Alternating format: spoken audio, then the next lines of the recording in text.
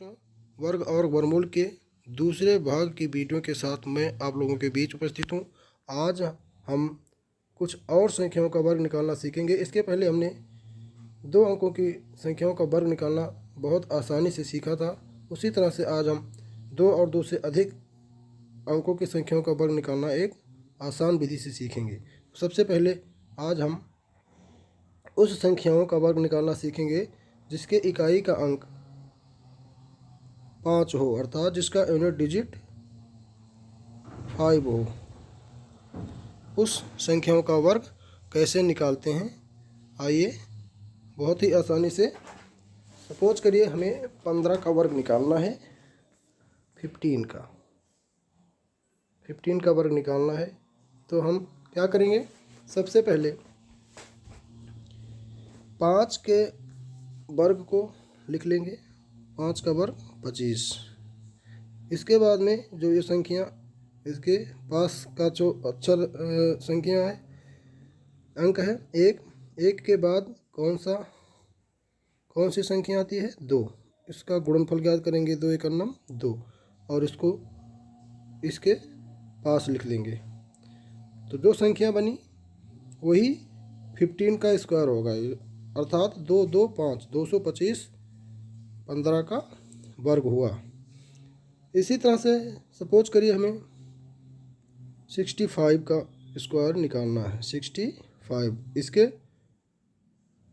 इकाई का अंक भी क्या आ रहा है, 5 आ रहा है। तो यहाँ भी क्या करेंगे, हम पहले 5 का स्क्वायर लिख देंगे। फिर 6 के बाद वाली संख्या क्या है, 7। 7 का गुणनफल ज्ञात कर लेंगे। 6 से बन जाए कितना होता है, 42, और 42 को हम 25 के बाद में लिख लेंगे। इस तरह से हम कह सकते हैं कि 65 का वर्ग 4225 होगा। इसी तरह से सपोज करिए आपको 85 का निकालना है, 85 का स्क्वायर निकालना है। तो सबसे पहले फिर हम 5 का स्क्वायर लिख लेंगे 25, और फिर 8 के बाद वाली डिजिट 9 आती है, 9 का इसका मल्टीप्लाई कर लेंगे। 8 9 जा 72, और इस 72 को 25 के बाद लिख लेंगे। इस तरह से 7225 85 का स्क्वायर हो गया। अब सपोज करिए हमको 115 का स्क्वायर निकालना है, 115 का निकालना है। तो यहाँ भी सबसे पहले 5 का स्क्वायर लिख लेंगे 25। इसके बाद 11 बच रहा है, तो 11 के बाद की जो संख्या है वो क्या होती है, 12। इसका गुणनफल हम ज्ञात कर लेंगे। तो इसका गुणनफल 11 दूना 22 के 2, 11 एकम 11 और 2 13, 132 यहाँ पर लिख दीजिए। तो आप देख रहे होंगे कि कितना आसानी से हम किसी भी संख्या का वर्ग जिसके इकाई का अंक 5 हो, हम इस तरह से निकाल सकते हैं। इसके लिए हमें सबसे पहले करना क्या है कि इकाई के अंक का हमें मतलब अर्थात 5 का वर्ग लिख देना है। उसके बाद जो संख्या बचती है उसके बाद आने वाली संख्या का गुणनफल करके हमको लिख देना होता है। तो इस तरह से जिसके इकाई का अंक 5 है उसका वर्ग हम बहुत आसानी से ज्ञात कर सकते हैं। इसके बाद में अब हम उस संख्याओं का वर्ग निकालना सीखेंगे जिसके इकाई का अंक 5 ना हो, अर्थात कोई भी संख्या हो 5 को छोड़ करके। तो उसके लिए तो सबसे पहले हमें एक छोटा सा उदाहरण देते हैं। मान लीजिए 105 का वर्ग हमें निकालना, 5 का तो आप देख ही चुके हो। मान लीजिए हमको 107 का वर्ग निकालना है। अब इसके इकाई का अंक 5 नहीं आता है, तो अब हम इसको या तो 107 का 107 से गुणा करेंगे, लेकिन वो वर्ग आ तो जाएगा लेकिन प्रोसेस थोड़ा लंबा हो जाएगा। लेकिन हम चाहते हैं कि हमारा समय भी कम लगे और हम वर्ग भी आसानी से निकाल सकें। तो इसके लिए हमें एक तरीका अपनाना होगा। उसके लिए क्या करना है कि हमें ये देखना होगा कि जो संख्या, जिस संख्या का वर्ग हमें निकालना है, वो संख्या किस संख्या के शून्य पूर्णांक के मतलब करीब है। जैसे वो 10 के करीब है, या 20 के करीब है, 30 के करीब है, कि 40 के करीब है, 50 के करीब है, 60 के करीब है, 70 के करीब है, या फिर 80 के करीब है, या फिर 90 के करीब है, या फिर 100 के करीब है, या 200 के करीब है, या 300 के करीब है, 400 के करीब है, या 500 के करीब है, या फिर 600 के करीब है, या 700 के करीब है, या 800 के करीब है, या फिर 900 या 1000 के किसके करीब है। हमको ये देखना है कि जिस संख्या का वर्ग हमें निकालना है वो किसके करीब है, और उसको जिस संख्या के करीब होगी उसी में हमें परिवर्तन कर लेना होगा। तो जैसे हमें यहाँ उदाहरण देखना है, 107 का स्क्वायर निकालना है, तो हम आसानी से देख सकते हैं कि 107 जो है वो हमारा 100 के करीब है। किसके करीब है? 100 के। अर्थात 107 100 के करीब है। अगर हम इसमें से 7 माइनस कर देते हैं 107 से, तो हमारा 107 क्या बन जाएगा? 100 बन जाएगा। तो जिस संख्या से जोड़ने, कोई संख्या जोड़ने के बाद में भी हम उसको करीब में ला सकते हैं, किसी को घटाने के बाद में। तो यहाँ हमें 7 घटाना पड़ रहा है, तो जिस संख्या को हम जोड़ेंगे या घटाएंगे उसी संख्या को हम जोड़ना भी पड़ेगा, हमें उसको घटाना भी पड़ेगा। अर्थात 107 में हमें क्या करना है, एक बार आपको 7 जोड़ना पड़ेगा, एक बार 7 घटा लीजिए। चलिए, तो एक बार अगर हम 7 जोड़ते हैं तो हमारा बन जाता है 114। अर्थात अगर 107 में 7 जोड़ देंगे तो 114 बन जाएगा। और इस फिर गुणनफल करना है आपको 7 घटाने के बाद। अर्थात अगर हम 107 से 7 घटा देते हैं तो हमारा बचता है 100। फिर क्या करना है कि जिस संख्या को हमें जोड़ने या घटाने से हमारा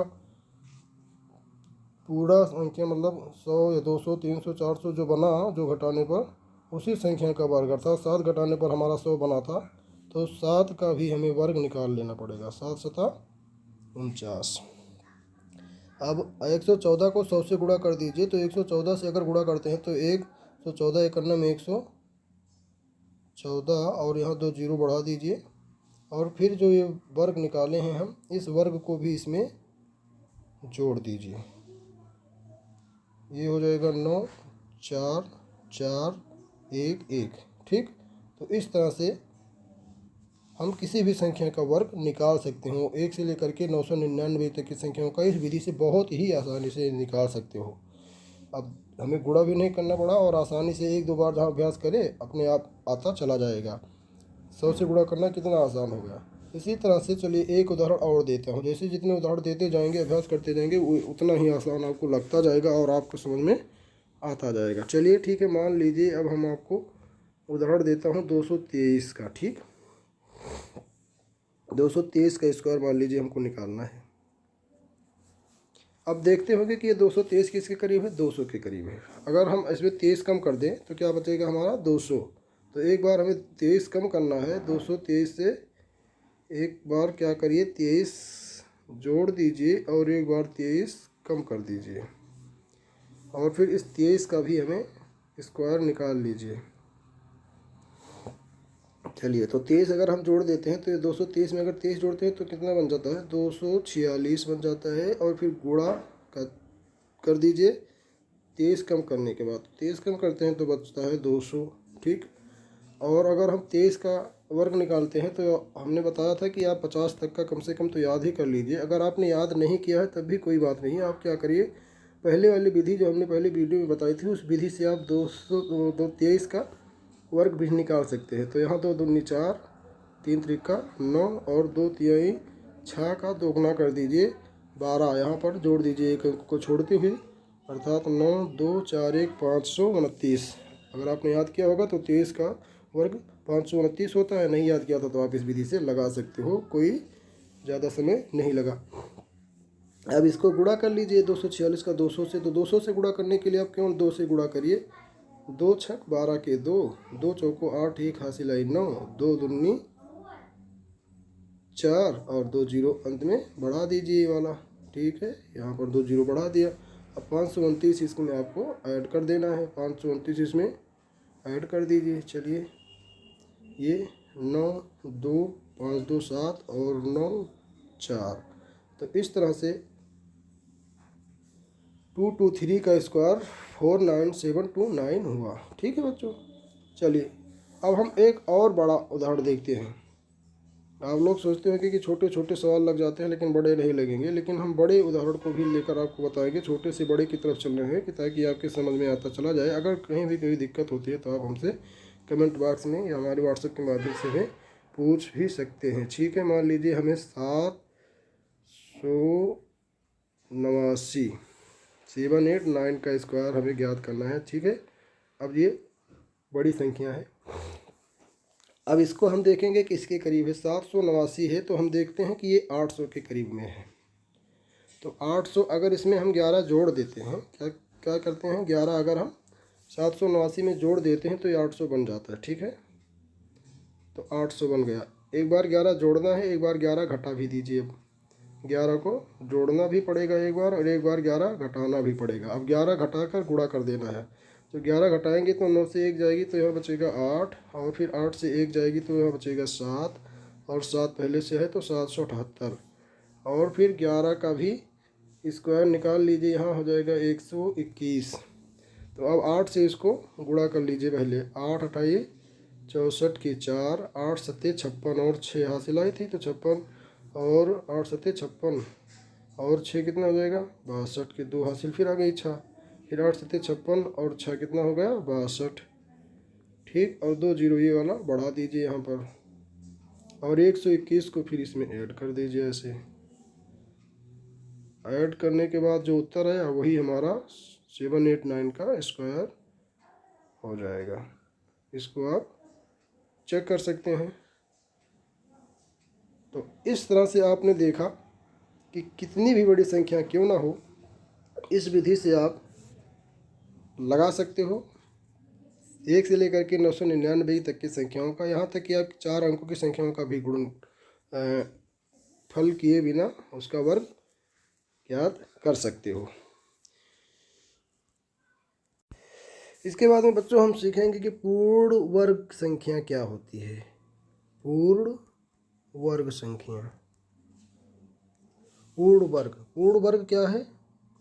जो संख्या किसी संख्या का वर्ग है वही संख्या पूर्ण वर्ग कहलाती है। जैसे 25 किस संख्या का वर्ग है 5 का, या 16 किसका वर्ग है 4 का, या 121 किसका वर्ग है 11 का, या 169 किसका वर्ग है 13 का। तो इस संख्या को 25, 16, 121, 169 ये सभी संख्याएं क्या हैं पूर्ण वर्ग संख्याएं कहलाती हैं। इसके बाद में हम कुछ और प्रॉपर्टीज़ को देख लेते हैं संख्याओं पूर्ण वर्ग के।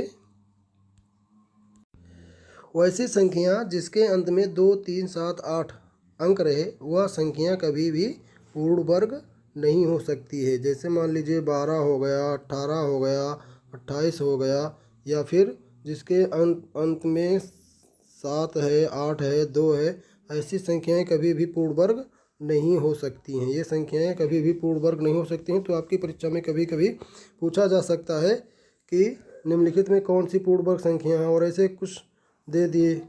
ठीक है, तो मान लीजिए कुछ संख्याएं ऐसे दे रहे हैं, तो अगर आपको पूछा जा रहा है कि कौन सी संख्याएं पूर्ण वर्ग नहीं हैं, तो आपको दो, चूँकि दो जिसके अंत में बिना आपको वर्गमूल निकाले हुए आप जिसके अंत में 2, 3, 7 या 8, 2, 3, 7, 8 आती है तो उस संख्या को आप पूर्ण वर्ग मान लेंगे कि वो पूर्ण वर्ग नहीं है। और सम संख्याओं का वर्ग हमेशा सम होता है। सम संख्याओं का वर्ग हमेशा सम होता है। जैसे 4 का वर्ग कितना हुआ 16, 6 का वर्ग कितना हुआ 36, इस तरह से 12 का वर्ग कितना हुआ 144। अर्थात हम देखते हैं कि सम संख्याओं का वर्ग हमेशा सम होता है, जबकि विषम संख्याओं का वर्ग हमेशा विषम होता है। जैसे 3 का वर्ग 9, 3 का वर्ग कितना हुआ 9, 7 एक विषम संख्या है, इसका वर्ग भी एक विषम संख्या ही होगा। इस तरह से आप देख सकते हो कि विषम संख्याओं का वर्ग विषम तथा सम संख्याओं का वर्ग सम होता है। जिस संख्या के अंत में शून्य की संख्या विषम हो वह संख्या कभी पूर्ण वर्ग नहीं हो सकती है। जैसे मान लीजिए 1, अब यहाँ शून्य की संख्या 1 है तो 1 कौन सी संख्या है? विषम है, तो इसलिए 10 कभी भी पूर्ण वर्ग संख्या नहीं हो सकती है, 20 कभी भी पूर्ण वर्ग संख्या नहीं हो सकती है। लेकिन अगर 100 ले लिया जाए तो 100, क्योंकि संख्या अंकों का अंक जो है ये शून्यों का अंक जो है वो क्या है? सम है, तो ये 100 संख्या जो है ये क्या है? पूर्ण वर्ग हो सकती है। ठीक है, तो अगर इस तरह के सवाल भी कभी कभी आ जाते हैं कि उसमें 2-4 सवाल दे देंगे जिसमें शून्य शून्य रहेंगे, तो आपको उसमें देख लेना होगा कि या तो पूछा जा सकता है कि कौन सी संख्या पूर्ण वर्ग है, या पूछा जा सकता है कि कौन सी संख्या पूर्ण वर्ग नहीं है। तो आप इस प्रॉपर्टीज़ को याद कर लीजिए कि अगर शून्य, सबसे पहले आपको बिना निकाले हुए गिन लेना है, शून्य की संख्या अगर सम है तो वो हो सकती है पूर्ण वर्ग, अगर संख्या विषम है तो पहले से ही आप उसको टिक कर देंगे कि ये नहीं हो सकती है। तो इससे हमारा समय बच जाएगा और हमारे गलती करने का भी समय चांसेस कम रहेंगे। जिस संख्या के अंत में शून्य की संख्या सम हो तथा शून्य को छोड़ने के बाद शेष संख्या पूर्ण वर्ग हो तो वह संख्या पूर्ण वर्ग कहलाएगी। मान लीजिए जैसे ये 200 है, अब 200 संख्या शून्य सम तो है, लेकिन इसके छोड़ने के बाद जो अंक 2 बचा ये पूर्ण वर्ग नहीं है, तो 200 जो होगा ये पूर्ण वर्ग संख्या नहीं होगा। लेकिन अगर हम 400 को ले लेते हैं तो 400 में देखिए आप दो शून्य है, तो 2 संख्या मतलब 2 सम होता है, सम हो गया, शून्य की संख्या सम हो गई। और लेकिन शून्य को छोड़ने के बाद जो अंक बचा 4, 4 भी क्या है? पूर्ण वर्ग है, तो इसका मतलब 400 क्या होगा? पूर्ण वर्ग संख्या होगा। अब हम जानते हैं कि 400 किसका पूर्ण वर्ग होता है? 20 का। तो इस तरह से हमने देखा कि अगर शून्यों की संख्या सम हो और उसके छोड़ने के बाद में जो अंक आ रहा है, जैसे 36 है, 400 है, अगर वो अंक किसी संख्या का वर्ग है तो वो पूरी संख्या पूर्ण वर्ग होगी। इसके बाद में हम संख्याओं के वर्गों का इकाई का अंक निकालेंगे। संख्याओं के वर्गों का इकाई का अंक, मान लीजिए कोई संख्या पूछा जाए, कोई बड़ी सी संख्या आपको ऐसे दे देंगे और सवाल पूछेंगे कि बताइए इसके इकाई का अंक क्या होगा। तो इसके आपको पूरी संख्याओं का वर्ग निकालने की ज़रूरत नहीं है, आप केवल इकाई का अंक ले लीजिए। इकाई का अंक हम यहाँ 3 देख रहे हैं और 3 का वर्ग कर डालिए। 3 का वर्ग कितना हुआ? 9। तो 3 का वर्ग कितना आया? 9। इसका मतलब इस संख्या के अगर हम वर्गों का इकाई का अंक पूछते हैं तो इसके वर्गों का इकाई का अंक 9 होगा। ऐसे मान लीजिए जितनी भी बड़ी संख्या आपको दिया जा रहा है और इसके इकाई का अंक पूछा जा रहा है, तो अगर आपके इसके इकाई का अंक पूछने के लिए क्या करना है? इकाई के अंक का वर्ग निकाल लीजिए। 4 का वर्ग कितना होगा? 16। अब 16 के इकाई का अंक क्या हुआ? 6। इस तरह से अब आप किसी के भी इकाई का अंक भी ज्ञात कर सकते हो।